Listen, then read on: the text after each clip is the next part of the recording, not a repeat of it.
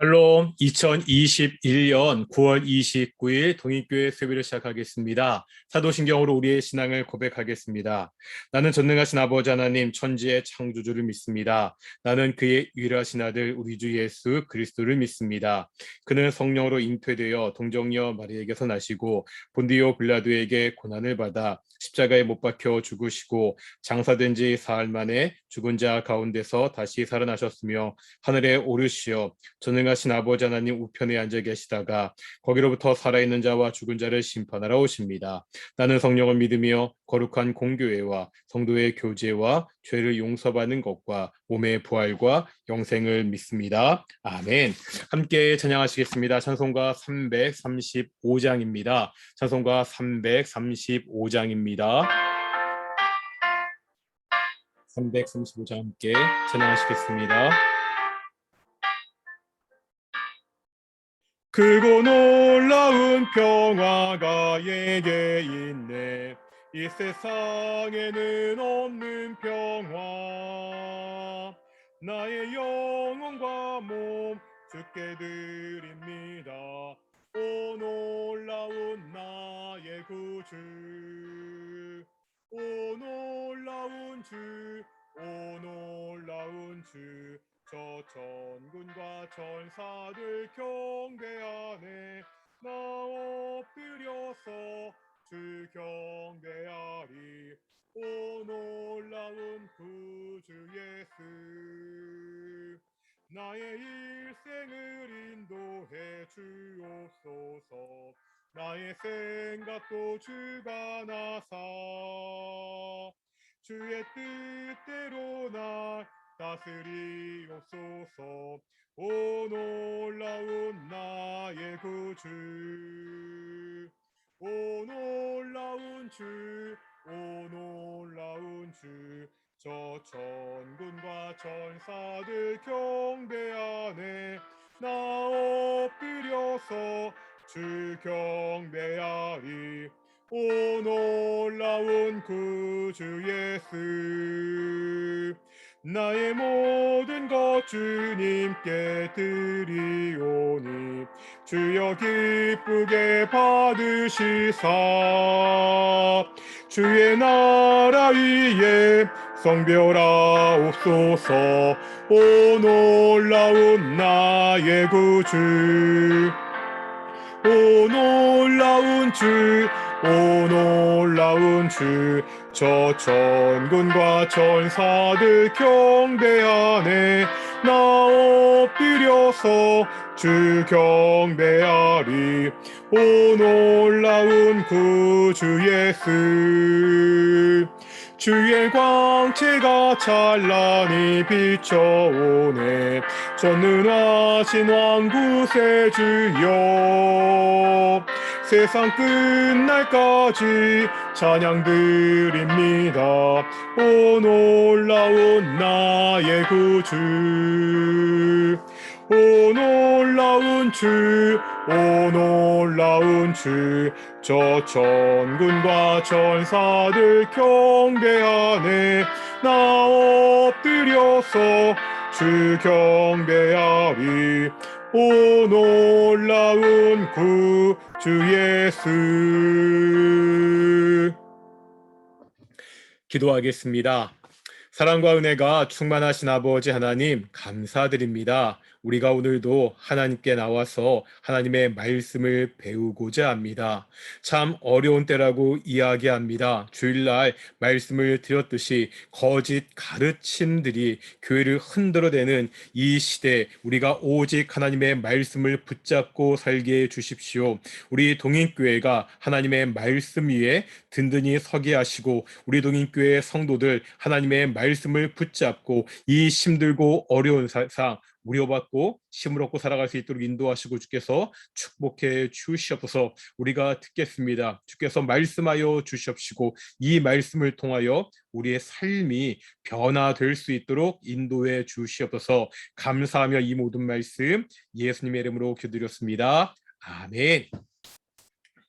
오늘도 우리가 함께 하나님의 말씀을 공부하게 됩니다. 우리가 지난번까지 어디까지 공부했죠? 사무엘상을 공부했습니다. 계속해서 우리가 지금 통일 왕국 시대를 공부하고 있는데 우리가 지난주까지 그 사무엘상 특별히 어디까지 했죠? 누가 죽었죠? 지난주에 우리가 그 사울 왕이 죽었다는 이야기를 마지막으로요. 사무엘상이 끝났고요. 이제 오늘부터 사무엘하 말씀을 배우게 됐는데 사무엘상이 그 사무엘과 그 사울 왕의 이야기가 중심이 되었다면 이제 사무엘하는 다윗이 중심이 되어서 그 이야기가 진행되게 됩니다. 우리가 먼저 알아야 되는 거는 사무엘상 마지막에서요. 사울이 죽고 이제 사무엘하 1장에서 다윗이 이 사울 왕에 죽었다는 소식을 듣게 됩니다. 그런데 이때 이 사울 왕의 죽음의 소식에 대해서 다윗이 어떻게 반응했는지 우리가 한번 생각해 볼 필요가 있습니다. 어떻게 보면 그동안 자신을 계속해서 괴롭혔던 원수와 같은 존재잖아요. 분명 하나님의 뜻은 내가 왕이 되는 것이 맞는데 지금 사울은 그 하나님의 뜻을 방해하는 그러한 역할을 감당했었습니다. 이런 상황에서 다윗은요 사울 왕을 죽일 수 있는 기회가 있었지만 죽이지 않았습니다. 결국 하나님께서 그 뜻을 이루실 것을 알고 있었기 때문입니다. 이제 사울이 죽었습니다. 그러면 기뻐야 되지 않습니까? 내가 사울을 죽이지 않았지만 하나님께서 사울을 죽게 하셨고 내가 이제 왕이 되는구나. 그렇게 반응할 수도 있었는데 다윗은요 그렇게 반응하지 않습니다. 먼저 1장 15절 보실까요? 1장 15절에 보면 이런 말씀이 있죠. 다윗의 청년 중 한 사람을 불러 이르되 가까이 가서 그를 죽이라 하매 그가 짐에 곧 죽으니라. 이게 무슨 말이냐면 어떠한 사람이 달려와 가지고 다윗에게 이야기한 겁니다. 내가 사울 왕을 죽였습니다. 사울은 원래 어떻게 죽었었죠? 자기가 자결했잖아요. 그런데 이 사람은 다윗과 사울이 서로 적이라고 생각을 하고 내가 다윗에게 가서 사울을 죽였다고 하면 다윗이 나에게 상을 줄 것을 생각하고 다윗에게 그렇게 이야기했습니다. 그런데 지금 어떻게 하고 있죠? 다윗은 사울을 죽였다고 한 사람을 상을 죽이는 것이 아니라 오히려 그 사람을 죽이는 것을 볼 수가 있습니다. 그 이유가 뭐냐? 14절에 이렇게 말하고 있죠. 내가 어찌하여 손을 들어 여호와의 기름 부음 받자 죽이기를 두려워하지 아니하였느냐 하고 무슨 말이죠? 네가 어떻게 하나님의 기름 부음 받은 자를 네 멋대로 죽이는데 그것을 두려워하지 않았느냐? 그렇게 지적하고 있습니다. 다윗은요 소식을 들을 때도요 사울이 죽었다는 소식을 들을 때도 어떻게 했었죠? 기뻐하지 않습니다. 다 같이 한번 우리 11절 보시겠습니까? 우리 1장 11절 보니까 다윗이 자기 옷을 잡아찢음에 함께 있는 모든 사람도 그리하고 그러니까 사울과 그 사울의 죽음의 소식을 들었을 때 다윗이 정말 슬퍼하고 있습니다. 그리고 1장 17절 봐도 다윗이 이 슬픈 노래로 사울과 그의 아들 요나단을 조상하고 이제 너무 슬퍼하는 것을 넘어서 다윗과 함께 죽었던 그 요나단을 위한 조가 슬픈 노래를 만들어서 부르는 장면을 우리가 볼 수가 있습니다. 비록 자신과는 원수 같은 자신을 죽이려 했던 사울이었지만 다윗은 그 사울의 죽음을 슬퍼하고 그를 위해서 노래를 부르는 그러한 장면이 사무엘하 1장에 나와 있습니다. 그러니까 하나님의 기름 부은 자를 끝까지 존중하는 그러한 다윗의 모습이 사무엘하 1장에 나오고요. 이제 사울이 죽었잖아요. 사울이 죽었으면 이제 하나님께 기름 부음 받음을 받은 다윗이 전체 이스라엘을 다스리는 왕이 될 것 같은데 그러지 않습니다. 여기 2번 제목 보면 뭐라고 돼 있죠? 다윗이 두 번째 기름 부음, 그다음에 4번 제목 보면 다윗의 세 번째 기름 부음. 이게 무슨 말이냐? 다윗은 첫 번째 사무엘에게 기름 부음을 받았습니다. 이제 사울 왕이 죽었으니까 모든 이스라엘 지파들에게 인정을 받고 왕으로 되어야 되는데 그러지 않습니다. 우리 2장 보시면은요. 한번 2장 보시겠습니다. 2장 4절 보실까요? 2장 4절 보시면 유다 사람들이 와서 거기서 다윗에게 기름을 부어 유다 족속의 왕으로 삼았더라. 드디어 다윗이 왕이 되기는 됐는데 어느 족속의 왕? 유다 족속의 왕. 이 말은 어떤 말이죠? 다른 족속들은 여전히 다윗을 왕으로 인정하지 않고 있습니다. 그래서요, 8절 보실까요? 8절 보시면 사울의 군사령관 네레 아들 아브넬이 이미 사울의 아들 이스보셋을 데리고, 그러니까 그 네레 아들 아브넬이 사울의 그 아들 중에 이스보셋을 데리고 와서 마하나임으로 건너갑니다. 그리고 9절에 보면 에브라임과 베냐민과 온 이스라엘의 왕으로 삼았더라. 사울 왕이 죽고 유다 족속은 다윗을 왕으로 인정했지만 나머지 이스라엘의 지파는 어떻게 했다는 거예요? 다윗을 왕으로 인정하지 않게 됩니다. 그러니까 다윗은요, 처음 기름 부음을 받았다고 바로 왕이 된 것도 아니고 사울이 죽었다고 바로 왕이 된 것도 아닙니다. 그래서 2장 11절에 보면 뭐라고 나오냐면요, 다윗이 유다 족속의 왕이 된 날수가 7년 6개월.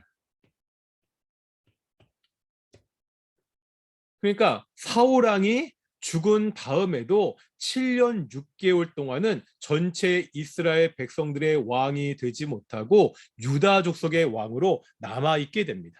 그러면서 이제 이 다윗의 집과 사울의 집 사이에 전쟁이 일어나죠. 다윗이 유다 족속의 왕이고 지금 이스보셋이 사울의 아들 이스보셋이 나머지 지파들의 왕이잖아요. 이 두 집안 가운데 전쟁이 일어나는데 세력 분포를 보겠습니다. 다윗은 한 지파의 왕입니다. 이스보셋은 전체 나머지 모든 지파의 왕입니다.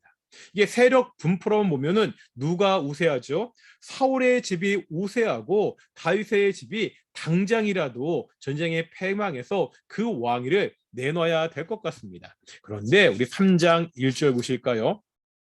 3장 1절입니다. 이렇게 말씀하고 있죠. 사울의 집과 다윗의 집 사이의 전쟁이 오래매 다윗은 점점 강하여 가고 사울의 집은 점점 약하여 가니라. 오히려 다윗의 집은 점점 강하여 가고 사울의 집은 점점 약해진다는 것을 볼 수가 있습니다. 이유가 뭐죠? 다윗이 이스보셋보다 훨씬 정치를 잘하거나 군사적으로 훨씬 뛰어났기 때문이 아닙니다. 물론 그랬을 수 있죠. 하지만 더 중요한 게 뭐죠? 하나님의 뜻이 어디에 있냐는 거죠. 하나님의 뜻이 어디에 있었습니까? 다윗의 집에 있었습니다. 하나님의 뜻은 다윗이 왕이 되는 것이었습니다. 그러기에 어떠한 상황에서도 그 어려운 상황에서도 오히려 다윗의 집이 점점 강해져 가고 사울의 집이 점점 약해지는 것을 그렇게 볼 수 있습니다. 계속해서 오랫동안 이 다윗의 집과 사울의 집이 전쟁하게 되는데 그 와중에 이 사울 왕가에 문제가 생기죠. 그 아브넬이 이스보셋을 배반하게 됩니다. 그러다 아브넬이 또한 죽게 되고요. 마침내 사울의 아들이었던 이스보셋도 남들에게 암살되어 죽는 그런 일이 벌어지게 됩니다. 결국 사울의 집은 하나님의 말씀대로 더 이상 왕위를 잇지 못하고 그렇게 완전히 망하는 것을 우리가 보게 됩니다. 그래서 드디어 이제 사울의 집 이스보셋도 죽고 다윗이 온전히 이스라엘 전체의 왕이 되는 장면이 사무엘상 5장에 나오고 있죠. 그래서 5장 1절에 보면 이스라엘의 모든 지파가 헤브론에 이르러 다윗에게 나와 이르되 보소서 우리는 왕의 한 골육이니라.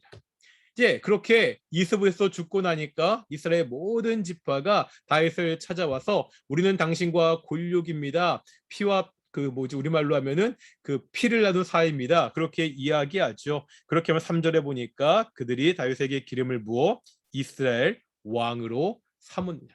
드디어 세 번째 기름 부음을 받고 다윗이 왕으로 세워지는 것을 우리가 볼 수 있습니다. 그러니까 다윗은 일생 동안 3번의 기름 부음을 받았다고 계속해서 말씀드렸죠. 첫째가 누구였습니까? 첫 번째가 누구를 통해서? 사무엘을 통해서. 두 번째가 뭐였죠? 사울 왕이 죽었을 때 이제 유다 지팡의 왕이 되었습니다. 이제 마지막으로 이스보셋이 죽었을 때 모든 이스라엘 지파들이 다윗에게 와서 다윗에게 기름을 붓고 이제 다윗이 모든 지파들의 온 이스라엘 지파의 그 왕이 되는 것을 그렇게 성경은 보여주고 있습니다. 참 오랫동안 참 다윗이 고생한 것을 알 수 있죠. 그러니까 처음에 기름 부음을 받아서는 계속 왕에게 쫓겨 도망 다니고, 두 번째 기름 부음을 받고서는 왕이 됐지만 한 지파의 왕이 되어 사울의 집과 계속 싸우게 되고, 이제 마지막으로 이제는 왕이 되어서 이제 예루살렘에서 총 40년 동안 그렇게 다스리게 됩니다. 이제 이렇게 어려운 시절을 거친 다윗이 왕이 되어서 그 다윗이 나라를 본격적으로 다스리는 장면이 5장 6절부터 나오고 있거든요. 그런데 처음에 5장에 보면 다윗이 얼마나 번성했는지, 얼마나 그 왕성했는지를 우리에게 잘 보여주고 있는데요. 우리 한번 볼까요? 5장 10절 보겠습니다. 5장 10절 보시는데 다윗이 번성하고 승리했던 비결을 5장 10절에 나오고 있습니다. 만군의 하나님 여호와께서 함께 계시니 다윗이 점점 강성하여 가니라. 다윗이 어떻게 했다고요? 강성했습니다. 다윗이 점점 강해지고 부유하게 되었습니다. 그런데 그 이유를 뭐라고 말하고 있죠? 만군의 하나님 여호와께서 함께 계시니. 누가 함께 계시니까? 하나님. 어떤 하나님? 만군의 하나님. 모든 군대들이 하나님이 함께 계시니까 이제 다윗이 점점 강성해졌다고 이야기하고 있습니다. 똑같습니다. 너무 많이 봐서 이제는 지겨울 수도 있지만 Y가 성공의 정도라고 이야기했습니다. A는 개인의 능력, B는 주변의 상황. 하지만 성공은 그 개인의 능력이나 주변의 상황의 문제가 아니라 결정적인 변수 X에 도움이 있어야 되는데, 이 결정적인 변수 X가 누구라는 거예요? 바로 하나님이십니다. 하나님이 함께 하시니까, 모든 군대들이 하나님이 다윗과 함께 하니까 다윗이 점점 강성해졌다는 것을 성경은 기록하고 있습니다. 한번 5장 12절 보실까요? 이렇게 말씀하고 있습니다. 다윗이 여호와께서 자기를 세우사 이스라엘 왕으로 삼으신 것과 그의 백성 이스라엘을 위하여 그 나라를 높이신 것을 알았더라. 다윗은 알고 있었다는 거예요. 뭘 알고 있었죠? 하나님이 자신을 왕으로 세우셨다는 그 사실을 다윗은 깨달아 알고 있었습니다. 그러니까 자기의 심, 자기의 능력이 아니라 오직 하나님의 심, 오직 하나님이 나와 함께 하심으로 내가 이제 왕이 돼서 이스라엘을 다스리는구나, 이것을 다윗은 알고 있었습니다. 그러기에 다윗은요, 어떻게 정치했겠습니까? 전쟁에 나갈 때마다 다윗은 어떻게 했겠습니까? 이 승리의 변수되는 하나님을 의지하며 살았다는 것을 우리가 볼 수 있습니다. 그래서 5장 17절 이하에 보면은요, 다윗이 블레셋과 싸우는 그러한 장면이 나옵니다. 이 블레셋과 다윗이 싸우는 장면을 보면 우리가 한 가지 알 수 있는 것이 있습니다. 그게 뭐냐면 다윗의 성공 공식입니다. 다른 말로 하면 다윗의 승리 공식입니다. 다윗이 전쟁에 나갈 때마다 계속해서 승리하는 거예요. 전쟁의 승리에 성공한 겁니다. 도대체 다윗이 이렇게 승리하고 성공할 수 있었던 이유가 뭐냐? 그것을 마치 공식처럼 블레셋과의 전쟁은 그렇게 보여주고 있습니다. 보겠습니다.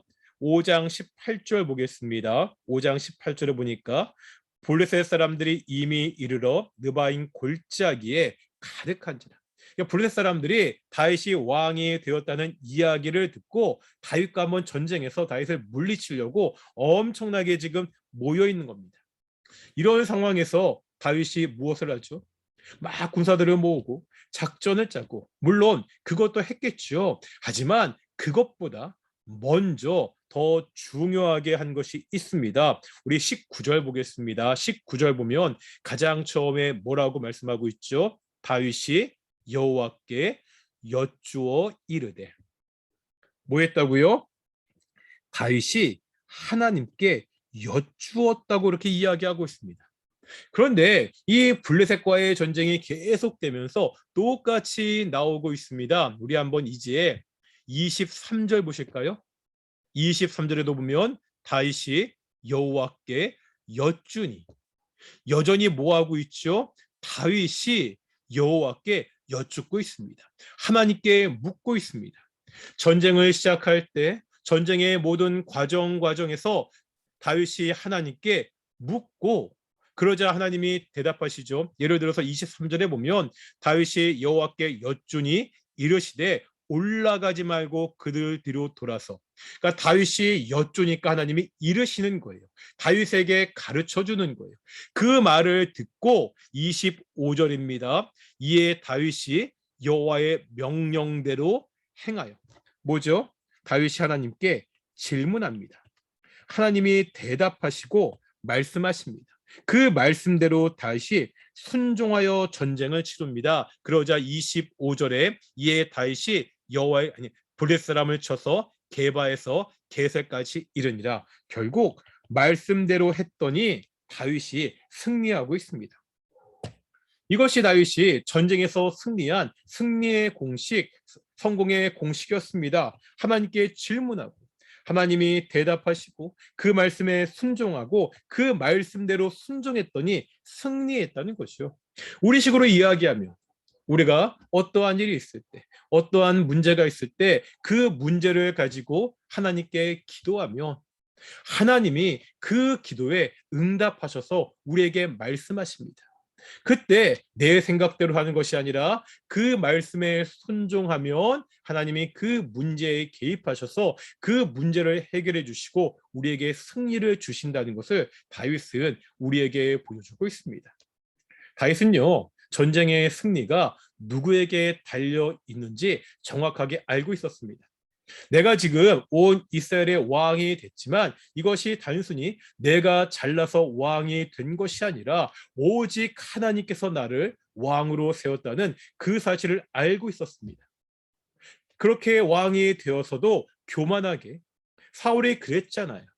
왕이 된 다음에, 왕이 되기 전까지는 하나님을 의지했는데 왕이 된 다음에는 하나님을 의지하지 않고 자기 멋대로 백성들을 의지하다 하나님의 심판을 받게 되잖아요. 하지만 다윗은 왕이 된 다음에도 여전히 겸손하게 하나님께 묻고 하나님께 기도하고 하나님의 말씀을 듣고 그 말씀을 순종하여 승리하는 것을 우리에게 보여주고 있습니다. 우리 동인교회 성도들도 우리 인생 가운데 이러한 삶을 살기를 소망합니다. 우리가 이 힘든 세상, 어려운 세상 어떻게 승리하며 이기며 살아갈 수 있습니까? 어떠한 상황에서도 하나님께 묻고 기도하고 하나님의 말씀대로 순종하고, 그래서 주께서 우리에게 주시는 승리를 누리는 귀한 동인의 성도들이 되시기를 축원합니다. 5장까지는 이렇게 해서 계속해서 다윗이 승리한 기록들이 나오고 있고요. 이제 사무엘하 6장에 보면 그 하나님의 언약궤 법궤를 이제 드디어 예루살렘으로 옮기는 장면이 나오고 있습니다. 이 법궤가 처음에는 아비나답의 집에 있었거든요. 그 법궤를 계속 옮겨서 그 나곤의 타작마당으로 갔다가, 왜냐하면 거기서 오사가 언약궤를 만져서 죽고 그러한 일 때문에 잠깐 멈추어서 오벳 에돔의 집에 있다가 이제 드디어 마지막으로 다시 시간이 지나고 다윗이 그 하나님의 언약궤를 예루살렘으로 옮기는 장면이 나오고 있습니다. 그런데 우리 한번 6장 14절 보실까요? 6장 14절 보면 다윗이 그렇게 하나님의 언약궤를 옮길 때 하나님께서 그 다윗이 어떠한 모습으로 어떠한 자세로 그 언약궤를 옮겼는지가 6장 14절에 나옵니다. 한번 읽어보겠습니다. 다윗이 여호와 앞에서 힘을 다하여 춤을 추는데 그때 다윗이 배에 에봇을 입었더라. 지금 왕이 뭐 하고 있다고요? 하나님의 궤 앞에서, 하나님의 앞에서 정말로 힘을 다하여 춤을 추고 있습니다. 그 춤을 추는 모습이 어떠했는지 16절에 보니까 여호와에게가 다윗성으로 들어올 때 사울의 딸 미갈이 창으로 내다보다가 다윗 왕이 여호와 앞에서 뛰놀며 춤추는 것을 보고 심중에 그를 업신여기니라. 그 여호와의 개가 하나 다윗성으로 들어올 때도 다윗 왕이 여호와 앞에서 정말 뛰놀며 춤추는 걸 봤어요. 그런데 사울의 딸 미갈이 그 모습을 보고 아니 왕이 저렇게 채신머리 없이 어떻게 백성들 앞에서 춤을 출 수 있느냐 하면서 업신여기는 장면이 나오고 있습니다. 그러니까 다윗이요 그냥 언약궤 앞에서 그냥 몸짓했던 것이 아니라 말 그대로 뛰놀며 정말로 기쁨에 넘쳐서 환희에 넘쳐서 드디어 하나님의 언약궤가 예루살렘 다윗성에 들어오는구나 하면서 뛰놀며 춤추었다는 것을 우리에게 보여주고 있습니다. 그러니까 이 다윗의 모습을 보면 다윗은 왕이잖아요. 다른 사람이 업신여길 만한 그러한 처지에 있는 사람인데 다른 사람들의 시선을 의식하지 않고 정말 기뻐서 정말 감사함으로 그렇게 하나님께 온 몸을 들여서 춤을 추며 하나님을 찬양하는 그 다윗의 모습을 우리에게 보여주고 있습니다. 다윗은 하나님을 찬양하는데 멋진 시를 지어서 하나님을 찬양하기도 했습니다. 멋진 악기를 연주해서 하나님을 찬양하기도 했습니다. 하지만 뿐만 아니라 자신의 온 몸으로 뛰놀면서 기뻐하며 하나님을 찬양했습니다. 왜요? 사람 앞에서 하는 것이 아니라 이것이 하나님께 드리는 예배라는 것을 알고 있었기 때문입니다. 사실 우리나라 예배는 너무나 조용하잖아요. 너무 엄숙하잖아요. 만약 우리가 주 예배 시간에 모든 성도들이 다 같이 일어나서 춤추며 예배드리자고 하면 우리나라 정서에는 좀 안 맞는 것 같아요. 제가 그 부룬디 그 단기 선교 갔던 말씀을 많이 여러 번 드렸잖아요. 거기 예배를 드리면 전에 말씀드렸듯이 그 성도들은 앉아서 찬양하지 않습니다. 대부분이 다 일어나서 찬양 시간도 길거든요. 40분, 50분 정말 소리 높여 온몸을 들여서 막 춤추면서 정말 신나게 그렇게 하나님을 찬양하더라고요.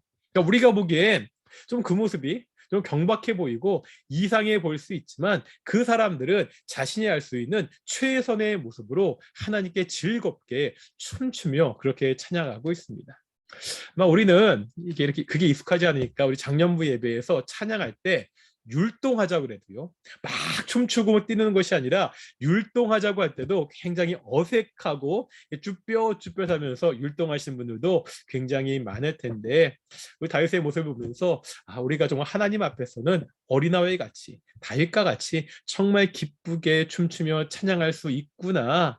이것이 단순히 그냥 조용히 그렇게 찬양하는 방법만 있는 것이 아니라 우리가 뛰놀며 찬양할 수도 있구나 하는 것을 좀 봤으면 좋겠고 우리의 예배가 우리가 익숙하지 않아서 아직은 좀 약간 엄숙하게 조용조용 찬양하고 예배를 드리지만 그렇게 찬양하고 그렇게 예배할 때도 우리의 마음만큼은 다윗과 같이 정말 뛰놀며 찬양하는 그러한 모습으로 우리 하나님을 찬양하는 우리 동인의 성도들이 되시기를 축원합니다. 이제 사무엘하 7장에 보면 다윗이 그 하나님의 성전을 건축하는 그러한 장면이 나옵니다. 이야기도 잘 알고 계시죠? 자기는 그 좋은 성전, 좋은 왕궁에 거하는데 하나님의 언약궤는 그냥 천막에 거하고 있는 거예요. 아직까지 건물이 없는 거예요. 그것을 보고 다윗이 속상하고 안타깝게 여겨서 내가 하나님의 전을 그렇게 짓겠다고 다윗이 그렇게 이야기합니다. 그런데 아시는 대로 하나님께서 선지자 나단을 통해서 다윗은 성전을 짓지 못할 것이다 그렇게 이야기하고 있죠. 왜냐하면 다윗은 전쟁에서 피를 너무 많이 흘린 거예요. 그러니까 지금 다윗은 이스라엘 왕국을 이제 막 세우는 왕이거든요.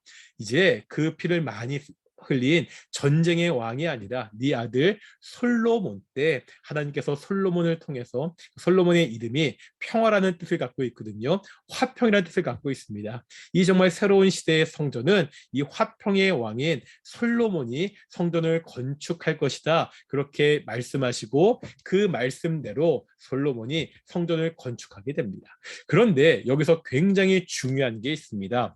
뭐가 중요하냐면 다 같이 한번 7장 8절 보시겠습니까? 7장 8절입니다. 7장 8절에 보면 그러므로 이제 내 종 다윗에게 이와 같이 말하라. 이제 하나님이 다윗에게 모든 이야기를 다 하시고 다윗에게 말씀을 쭉 하시는데 그 내용이 뭐냐? 9절 마지막에 보면 땅에서 위대한 자들의 이름같이 내 이름을 위대하게 만들어 주리라. 하나님께서 다윗을 위대한 왕으로 만들어 줄 것이다. 그런데 이것은 단순히 다윗 개인의 문제가 아니라는 거죠. 11절 보겠습니다. 이렇게 말씀하고 있죠. 여호와가 또 내게 이르되 여호와가 너를 위하여 집을 짓고, 누가 다윗을 위하여 집을 짓는다고 말씀하고 있으세요? 하나님이 다윗을 위하여 집을 짓겠다고 말씀하고 있습니다. 지금 다윗이 하나님을 위해서 집을 짓겠다고 이야기했는데 아니다. 그 집은 네 아들 솔로몬이 지을 것이고 내가 이제 너를 위하여 집을 짓겠다. 그런데 다윗은 집이 있잖아요. 이미 왕궁이 있잖아요. 우리가 뭐 알라딘의 램프에 보면 그 램프의 요정 지니가 하룻밤 사이에 엄청난 왕궁을 만들듯이 하나님께서 다윗을 위하여 더 화려하고 더 멋진 그런 왕궁을 만든다는 이야기입니까? 아니라는 거죠. 13절입니다. 7장 13절에 보면 그는 내 이름을 위하여 집을 건축할 것이요 나는 그의 나라 왕위를 영원히 견고하게 하리라. 무슨 뜻이죠? 하나님이 다윗을 위하여 집을 짓는다는 것은 다윗의 왕이 그 왕권을 견고하게 세울 것이라는 말씀입니다. 그러면서 16절 보겠습니다. 16절입니다. 굉장히 중요한 말씀입니다. 내 집과 내 나라가 내 앞에서 영원히 보존되고 내 왕위가 영원히 견고하리라 하셨다 하라. 다윗의 왕위가, 다윗의 집안의 왕권이 영원히 견고할 것이다. 지금 그렇게 하나님이 약속하고 있습니다. 이것을 우리가 뭐라 부르냐면 다윗 언약이라고 부릅니다. 한번 언약에 대해서 말씀드린 적이 있죠. 우리가 성경에 보면 하나님이 사람들과 맺은 중요한 몇 가지 언약들이 있습니다. 뭐 이게 약간 뭐 교리적으로 이야기하면 에덴 동산에서 하나님은 아담과 행위 언약을 맺으셨고 아담의 범죄 이후에 은혜 언약을 맺으시는데 가장 첫 번째 나오는 언약이 언제였죠? 기억나시나요? 노아의 홍수 이후에 노아와 언약을 맺으시죠. 뭐를 통해서 무지개를 보여주시면서 다시는 물로 심판하지 않을 것이다. 그렇게 하나님께서 약속하시고 이제 또 두 번째 누구 하나님이 언약을 맺으시죠? 아브라함과 언약을 맺으시며 아브라함에 대해서 나오는 그 자손을 하늘의 별과 같이 이 땅의 티끌과 같이 번성케 하시려는, 그리고 이 땅을 줄 것이라고 아브라함과 약속하고 있습니다. 또 이스라엘 백성들이 백성 전체가 하나님과 언약을 맺죠. 어디서? 시내 산에서 하나님과 언약을 맺습니다. 자신들을 구원해 주신 그 구원의 하나님께서 이스라엘 백성들을 찾아오셔서 그들과 언약을 맺고 이제 이스라엘 백성들이 하나님의 백성이 되고 그 약속의 증거를 언약 백성이 되었다는 증거로 이스라엘 백성들이 율법을 지켜야 되는데 그 율법의 대표가 바로 십계명인 것을 우리가 알 수 있죠. 이제 하나님께서 사무엘하 7장을 통해서 다윗과 다시 한번 언약을 맺으시는데 그 언약의 내용이 뭐라고요? 내 왕위가, 내 다윗의 왕권이 영원히 지속될 것이다. 물론 이것은 1차적으로 보면 다윗과 그 후손에 대한 약속입니다. 나중에 북이스라엘과 남유다로 이렇게 나라가 갈라지게 되잖아요. 북이스라엘의 역사를 보면 계속해서 왕들이 바뀌면서 왕조도 바뀝니다. 단순히 왕이 바뀌는 것이 아니라 반란을 통해서 왕조가 바뀌어. 그러니까 왕의 가문이 패밀리가 바뀌거든요. 하지만 다윗의 계통이 이어지는 남유다는요. 왕은 바뀔지언정 때로 반란 때문에 문제가 생겨도 그 가문 다윗의 자손들이 계속해서 왕이 됩니다. 그러니까 다른 자손들이 왕이 되는 것이 아니라 계속해서 다윗의 자손들이 남유다의 왕위를 갖게 되는 것을 볼 수가 있습니다. 1차적으로는 이것을 약속하시는 거지만, 하지만 아시잖아요. 결국 남유다도 결국 바벨론에 의해서 멸망하게 됩니다. 그럼 하나님께서 지금 다윗에게 주셨던 이 언약이, 이 약속이 깨진 건가요? 우리는 그렇지 않다는 것을 잘 알고 있죠. 비록 인간 왕으로서의 다윗의 자손들은 왕권을 더 이상 이어가지 못했지만, 이제 누가? 아브라함과 특별히 다윗의 자손으로 오시는 예수님을 통해서 이 다윗의 언약이 그 언약 그대로 영원히 지속되는 것을 우리에게 보여주고 있습니다. 그러기에 지금 하나님이 다윗과 맺은 다윗 언약은 단순히 이 다윗의 과문에 대한 그러한 약속이 아니라 다윗의 자손으로 이 땅에 오시는 바로 예수님을 통해서 영원히 그 약속을 이루어 갈 것이라는 것. 예수님께서 이 땅에 만왕의 왕으로 오셔서 그의 통치가 영원히 지속될 것이라는 것을 우리에게 보여주고 있습니다. 이렇게 다윗이 하나님과 특별히 언약을 맺으면서 우리에게 구원의 한 모델을 보여주는 것으로 사무엘하 7장이 마무리되는 것을 볼 수가 있습니다.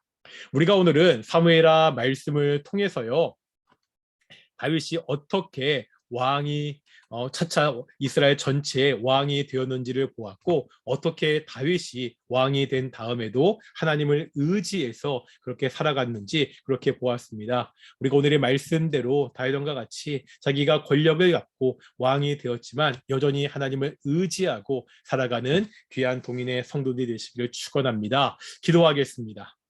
감사드립니다. 하나님, 우리가 다윗왕을 통하여서 우리가 이 땅 가운데서 어떻게 살아가야 되는지 다시 한번 확인하고 보게 하심을 감사드립니다. 어떠한 가운데서도 오직 하나님을 기뻐하며 의지하며 살게 하여 주시옵시고, 오직 하나님 말씀에 순종하며 이 어려움 가운데 승리할 수 있도록 인도해 주시옵소서. 감사함의 이 모든 말씀 예수님의 이름으로 기도드렸습니다. 아멘. 주기도문 하시겠습니다. 하늘에 계신 우리 아버지, 아버지 이름을 거룩하게 하시며 아버지 나라가 오게 하시며 아버지의 뜻이 하늘에서 같이 땅에서도 이루어지게 하소서. 오늘 우리에게 일용할 양식을 주시고 우리가 우리에게 잘못한 사람을 용서하여 준 것 같이 우리 죄를 용서하여 주시고 우리를 시험에 빠지지 않게 하시고 악에서 구하소서. 나라와 권능과 영광이 영원히 아버지의 것입니다. 아멘. 예, 마치겠습니다. 감사합니다. 우리 다음 주에 보겠습니다. 샬롬.